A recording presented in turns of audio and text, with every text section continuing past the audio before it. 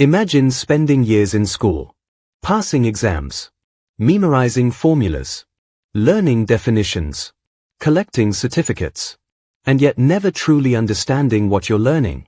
According to Richard Feynman, that's exactly what happens to most people. Feynman wasn't just another scientist.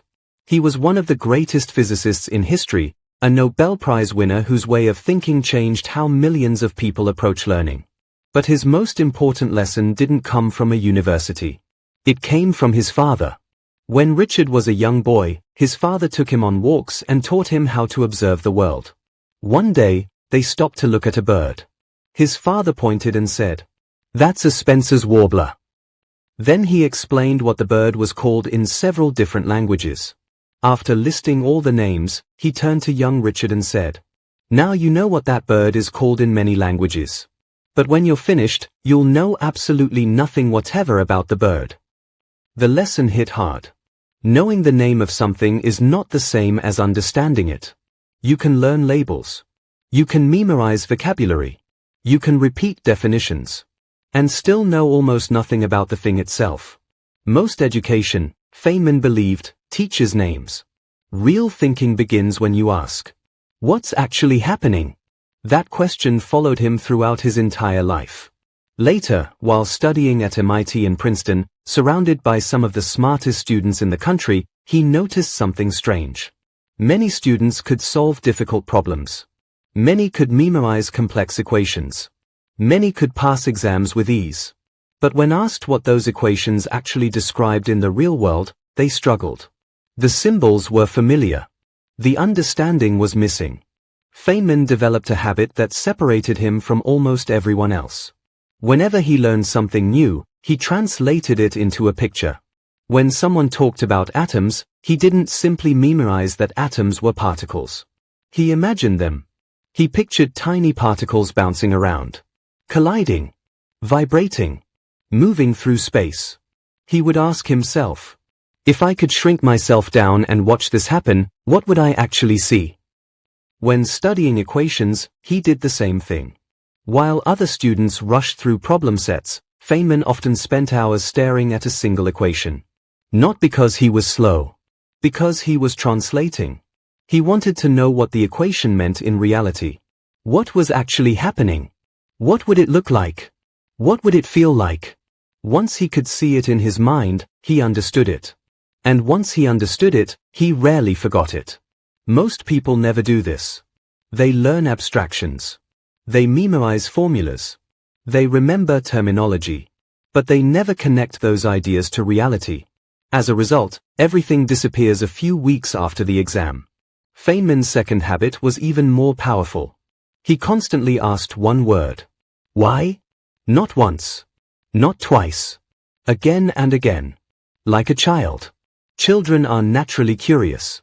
Ask a child why the sky is blue. Then watch what happens. Why is it blue? Why does light scatter? Why do molecules interact with light? Why does the atmosphere behave that way? The questions keep coming. Adults often lose this habit. We're afraid of looking ignorant. We're afraid of asking simple questions. So we nod and pretend. But Feynman believed that pretending to understand was one of the biggest obstacles to learning.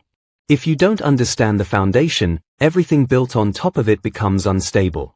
That leads to another principle he lived by. Never hide confusion.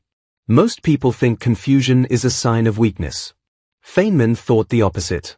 Confusion is information. It tells you exactly where your understanding breaks down. And that's where learning begins. Whenever he encountered an idea he wanted to understand, he would try explaining it in the simplest language possible.